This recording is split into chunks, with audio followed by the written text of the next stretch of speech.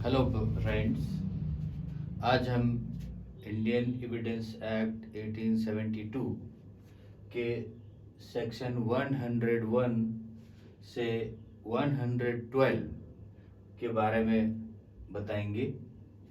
इसमें सभी सेक्शन बहुत इजी सेक्शन है। सेक्शन 101 कहता है बर्डन ऑफ प्रूफ। ये थर्ड चैप्टर है लॉ ऑफ एविडेंस का। तो बर्डन ऑफ प्रूफ के बारे में बात किया जाएगा। कौन इसमें बर्डन किस पर है कि वो अपनी बात को प्रूव करे। तो फर्स्ट 101 में कहा गया burden of proof. Burden of proof किस पर होगा? When a person is bound to prove the existence of any fact, it is said that the burden of proof lies on that person. जब कोई व्यक्ति किसी फैक्ट के बारे में कि ये फैक्ट एग्जिस्टेंस है, मतलब ऐसा ये तथ्य है, ये बात कहता है, तो बर्डन किस पर पड़ जाता है? जो व्यक्ति ये कह रहा है, जो व्यक्ति ये कह रहा है कि ऐसा है, कोई भी व्यक्ति जो कहता है उसे प्रूव करना पड़ता है। यही उसका बर्डन ऑफ प्रूफ कहलाता है। बर्डन ऑफ प्रूफ मतलब हमने जो कहा उस बात को हमें प्रूव करना है, यही बर्डन ऑफ प्रूफ है। ये 101 में डिफाइन किया गया। सेक्शन 102 कहता है ऑन हुम बर्डन ऑफ प्रूफ लाइज। किस पर, कौन इसका प्रूफ करेगा, कौन प्रूफ करेगा इसको? जैसे हमने 101 में बताया कि जो व्यक्ति कह रहा है, तो इसमें कहा गया कि ऑन हुम बर्डन ऑफ प्रूफ लाइज, किस पर है कि ये बर्डन को प्रूव करेगा। The burden of proof in a suit or proceeding lies on that person who would fail. ये उस व्यक्ति पर है जो असफल हो गया। ये बहुत बेहतर चीज है कि जो व्यक्ति असफल हो गया उस व्यक्ति पर प्रूफ करने का है। जैसे कोई मकान है, किसी ने कब्जा उसका छीन लिया और वो कहता है कि मैं इसका मालिक हूं, और कब्जा उसने छीन लिया। इसका मतलब लाइज, इसका मतलब हारा कौन, फेल कौन हुआ? जिससे कब्जा छीन लिया जिसने। तो अब प्रूफ कौन करेगा कि वो कह रहा है कि मैं इसका मालिक हूं, कह रहा मैं इसका मालिक, इसका मतलब वो उसको प्रूव करेगा। तो इसमें यही कहा कि जो व्यक्ति असफल हो जाता है वही व्यक्ति कुछ कह रहा, और जो कह रहा है उसको प्रूव करने का बर्डन उस व्यक्ति पर है। सेक्शन 103 कहता है burden of proof as to particular fact. विशेष तथ्य पर किसका बर्डन है कि वो प्रूफ करे। बी विशेष the court to believe that. भी ये कहता है कोर्ट से कि विश्वास करे कि at the time in question he was elsewhere, he must prove it. He was elsewhere, वो कहता है विश्वास करें कि जिस समय यह बात हुई थी उस समय वह और कहीं पर था, उस समय वह वहां पर मौजूद नहीं था। तो अब चूंकि वो कह रहा है कि जिस समय घटना घटी उस समय मैं वहां पर नहीं था और कहीं था, तो बर्डन ऑफ प्रूफ किस पर आ रहा? उस व्यक्ति पर, क्योंकि वो कह रहा है कि मैं वहां पर उस समय नहीं था। तो बर्डन ऑफ प्रूफ उसी पर व्यक्ति पर आ जाएगा।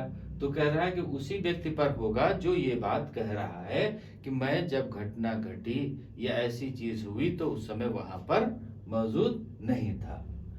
सेक्शन 104 कहता है burden of proving fact to be prove that make evidence admissible. अब इसमें क्या है? ए विशेष to prove by secondary evidence the contents of the lost document, A must prove that the document has been lost. इसमें कहा गया कि एक कोई व्यक्ति है जो ये कहता है कि मेरा कोई भी paper, sale deed, agreement, voter card, Aadhaar card, anything, वह चीज मुझसे खो गई, या गोल्ड चेन मुझसे खो गई। अब जो वो सेकेंडरी एविडेंस में तो जो डॉक्यूमेंट है तो उनकी सर्टिफाइड कॉपी लेकर के प्रूव करेगा कि ओरिजिनल उसकी खो गई है। कहीं एफआईआर किया होगा, कहीं किसी को इन्फॉर्मेशन दिया होगा, कहीं सर्च किया होगा, उन सब चीजों से प्रूव करेगा कि मैं यहाँ पर ये जा रहा था, ऐसा था और वहां पर ये खो गई, इसकी मैंने यहाँ पर सूचना दी और यहाँ यहाँ खोजा और नहीं मिली। तो प्रूफ वो देगा कि उसने उस डॉक्यूमेंट को खो दिया है या उस चैन को खो दिया है, तो उसकी एफआईआर करेगा, एफआईआर की कॉपी देगा, या और कोई तरीका होगा जिससे उसको लग रहा होगा कि वो खो गई उससे, वो सारे एविडेंस वो देगा।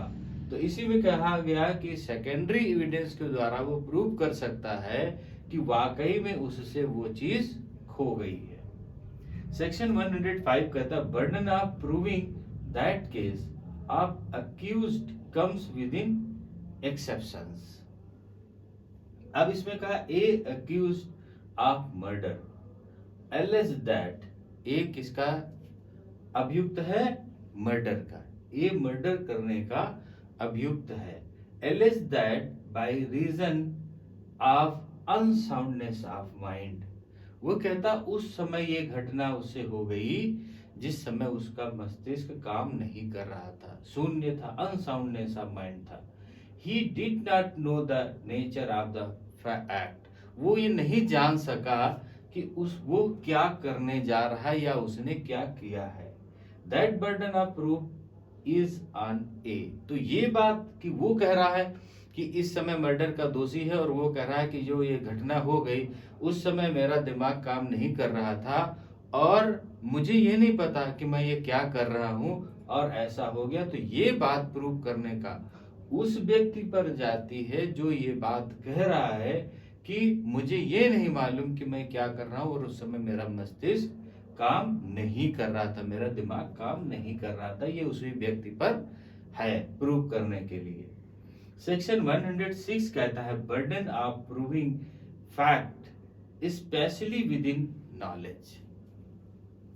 When any fact is especially within the knowledge of any person, the burden of proving that fact is upon him. अगर कोई चीज कोई कहता है कि वो विशेष जानकारी रखता है, सपोज करते हैं कि कोई मर्डर हुआ और मर्डर में कोई व्यक्ति जानता है, सारा कुछ जानता है, वो कहता मैं इसके बारे में सारी सच्चाई जानता हूं, तो कह रहा है कि मैं इस केस के बारे में, इस मर्डर के बारे में, इस घटना के बारे में पूरी जानकारी रखता हूं, पूरी सच्चाई करता हूं, तो बर्डन ऑफ प्रूफ किस पर हो गया कि वही व्यक्ति कह रहा कि मैं इस घटना के बारे में संपूर्ण चीज जानता हूं, तो वही व्यक्ति जिसको संपूर्ण नॉलेज है वही व्यक्ति उस बात को प्रूव करेगा, सिद्ध करेगा कि यस इसके बारे में मुझे सब कुछ ज्ञान है और वो उसको सिद्ध करेगा। सेक्शन 107 कहता है burden of proving death of person known to have been alive within 30 years. कोई व्यक्ति जो 30 सालों से गायब है और 30 साल से उसका कहीं अता पता नहीं, और एक व्यक्ति कह देता है कि यस मैंने उसको देखा है। अगर वो कह देता है कि यस मैंने उसको देखा और ये व्यक्ति वही है जो 30 साल पहले नहीं था, तो अब बर्डन ऑफ प्रूफ किस पे आ गया? वो तो हम कह चुके हैं कि वो 30 साल से नहीं है, लेकिन एक व्यक्ति कह रहा कि नहीं मैंने देखा, तो बर्डन ऑफ प्रूफ उस पर हो गया जो व्यक्ति ये कह रहा है कि मैंने उसे 30 साल के भीतर या इस दिन इस तारीख को यहाँ पर इस व्यक्ति को देखा और ये व्यक्ति वही है जो व्यक्ति 30 साल पहले खो गया। तो बर्डन ऑफ प्रूफ किस पर हो गया? जिस व्यक्ति ने कहा कि मैंने देखा है। सेक्शन 108 कहता है burden of proving that person is alive who has not been heard of for 7 years. कोई भी व्यक्ति जब 7 साल तक उसका कहीं पता नहीं चलता, दूर दूर तक खोजने पर या किसी तरह से उसकी कोई खोज खबर नहीं लगती, तो उस व्यक्ति को हम डेथ में डिक्लेयर करवा सकते हैं। तो यहाँ पर कहा गया कि अगर 7 साल से कोई व्यक्ति कहीं नहीं दिखा गया, न सुना गया, ना उसके बारे में कोई जानकारी आई, तो अगर कोई कहता नहीं, मैंने उसे 3 साल पहले देखा और वो व्यक्ति ऐसा ऐसा था, यहाँ पर मिला था, ये इसके एविडेंस है, तो वो व्यक्ति जिसने कह दिया कि मैंने 7 साल के भीतर देखा, अब वो व्यक्ति प्रूव कौन करेगा? वो व्यक्ति करेगा जो व्यक्ति कह रहा है कि मैंने उसे 7 ईयर्स के बीच में देखा है, तो वो प्रूव करेगा। अदरवाइज नहीं प्रूव कर पाता तो वो डेथ में डिक्लेयर हो जाएगा। सेक्शन 109 कहता है burden of proof as to relationship in the cases of partnership, landlord and tenant, principal and agent. अब कोई भी रिलेशनशिप है, कोई भी रिलेशनशिप, पार्टनरशिप हो, साझेदारी, लैंडलॉर्ड कोई भू मालिक हो, या टेनेंट किराएदार हो, या प्रिंसिपल हो, या कोई एजेंट हो, अभिकर्ता हो, इनमें से कोई भी रिलेशन या इसके अलावा भी कोई रिलेशन हो, हम कहते हैं कि इस भूमि के मालिक हम हैं। अब जो व्यक्ति कह देगा कि इस भूमि के मालिक आप नहीं हैं, मैं तो कह रहा हूं कि इसका मालिक हूं, जो व्यक्ति कह देगा कि इस भूमि के मालिक ये नहीं है, तो बर्डन ऑफ प्रूफ किस पर चला गया? उस व्यक्ति पर चला गया जो ये कह रहा है कि ये इस भूमि के मालिक नहीं है। किसी मकान में या किसी प्लॉट पर मान लिया किसी व्यक्ति ने कब्जा कर दिया और कब्जे में वो रहने लगा। अब वो कहता मैं कब्जेदार हूं, मैं इसका मालिक हूं। अब दूसरे व्यक्ति कहता है कि ये कब्जेदार नहीं है, इस प्लॉट का मालिक मैं हूं, इस भवन का मालिक मैं हूं। तो जो व्यक्ति कह रहा है कि इस प्लॉट का मालिक मैं हूं, इस भवन का मालिक मैं हूं, बर्डन ऑफ प्रूफ उस पर चला जाता है। वो कह रहा है, वो अब सिद्ध करेगा इस प्लॉट का मालिक मैं हूं, इस प्लॉट का कब्जेदार मैं हूं।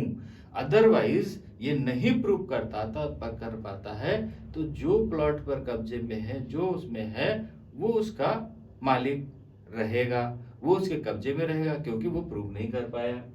तो यहाँ बहुत इजी सी चीज है, सेक्शन 9 हमेशा जगह जगह पर यूज आता है कि रिलेशनशिप जो चीज है वो फैक्ट है, अगर कोई उसको डिनाई कर रहा है तो वो उसको प्रूव करेगा। कोई कहता है कि नहीं ये मेरे किराएदार नहीं है, तो वो तो कह रहा मैं किराएदार हूं, मैं किराया देता हूं और इतना इतना देता हूं, इनको कैश में देता हूं, ये रसीद नहीं देते, लेकिन मैं इनका किराएदार हूं। अब वो व्यक्ति कहता है ये किराएदार नहीं है, तो जो कह रहा है किराएदार नहीं है, बर्डन ऑफ प्रूफ उस पर है कि आप सिद्ध करें कि ये किराएदार आपका नहीं है। अब सेक्शन 110 कहता है burden of proof as to ownership, कहता ऑनरशिप मालिकाना हक, एक व्यक्ति एक चीज को लिए है और वो कहता है कि यस ये मेरी है। अब जो व्यक्ति कहता है नहीं ये चीज मेरी है, जो उसको ऑनरशिप डिक्लेयर कर रहा है कि यस ये चीज मेरी है, तो वो अब प्रूव करेगा कि वो चीज उसका है या नहीं है। वो संपत्ति का, अगर कोई संपत्ति है, कोई व्यक्ति कहता है कि वो उसका स्वामी है, तो सिद्ध करेगा कि वो उसका स्वामी कैसे है। अदरवाइज जो व्यक्ति उसकी पोजीशन में है, जो जिस व्यक्ति के पास है, वो उसकी रहेगी जब तक कि दूसरा सिद्ध नहीं कर देता, उसके बात का खंडन नहीं कर देता। सेक्शन 111 कहता है proof of good faith in transaction where anyone is in relation of active confidence. कोई दो बहुत विश्वास में एक दूसरे के साथ रह रहे हैं, एक दूसरे के साथ क्या रह रहे हैं? विश्वास के साथ। जब पक्षकारों के बीच संबंध ऐसे हो कि एक दूसरे के प्रति सक्रिय विश्वास की स्थिति में हो, मतलब एक्टिव उनको कॉन्फिडेंस है, तो कानून ये कहता है कि जिस व्यक्ति पर विश्वास किया जा रहा है, जिस व्यक्ति पर विश्वास किया जा रहा है, वो यह साबित करेगा कि यस ये मैं इस तरीके से इस पर भरोसा करता हूं। कोई व्यक्ति कहता है मुझे इस पर पूर्ण भरोसा है, तो अब वो व्यक्ति जिस पर कह रहा है भरोसा है, वो व्यक्ति तो बोल नहीं रहा, तो अब ये व्यक्ति कह रहा है मुझे इस पर पूर्ण भरोसा है, तो यह व्यक्ति सिद्ध करेगा कि उस पर पूर्ण भरोसा क्यों है या पूर्ण भरोसा कैसे है। ये व्यक्ति उस पर जाता है कि जो ये कह रहा है। सेक्शन 112 कहता है birth during marriage conclusive proof of legitimacy. इसमें हम 3 बातें कह सकते हैं। पहली बात कि उन दो व्यक्तियों के बीच में लीगल मैरिज हुई हो और तब वो बर्थ उसकी हुई हो, या उनमें डिवोर्स हुआ हो या जुडिशियल सेपरेशन हुआ हो और ऐसे जुडिशियल सेपरेशन या डिवोर्स के 280 दिन के भीतर उस बच्चे की बर्थ हुई हो। जुडिशियल सेपरेशन या डिवोर्स के 280 दिन के भीतर उस बच्चे की बर्थ हुई हो। अब थर्ड चीज कैसे कहते हैं कि उन दो व्यक्तियों के पहुंच ऐसी हो कि वो एक दूसरे से मिल सकते हो और उस दरमियान उनकी प्रेगनेंसी हुई हो और तब उस बच्चे का जन्म हुआ हो। तो ये तीन बातें कही गई कि एक तो उसका लीगल मैरिज के ड्यूरिंग वो बच्चे का जन्म हुआ हो, दूसरा अगर जुडिशियल सेपरेशन या डिवोर्स हुआ तो उसके 280 दिन के भीतर उस बच्चे का जन्म हुआ हो, तीसरा वो व्यक्ति ऐसे पहुंच में हो कि जहां पर उनकी प्रेगनेंसी के दरमियान वो दोनों एक दूसरे के पहुंच के अंदर हो, तब उस बच्चे का जन्म हुआ हो। ये तीन बातें हैं, परंतु आज इसमें एक चीज और ऐड कर दी गई कि उस बच्चे का डीएनए टेस्ट करा करके भी हम उसकी लेजिटिमेसी को पता कर सकते हैं। तो कौन सा बच्चा लेजिटिमेट है उसके हम ये तीन तरीके और एक डीएनए टेस्ट, इनके द्वारा हम उनको पता कर सकते हैं। अब बाकी अगर इनके द्वारा नहीं होता तो इलेजिटिमेट होगा वो बर्थ, उस बच्चे का जन्म।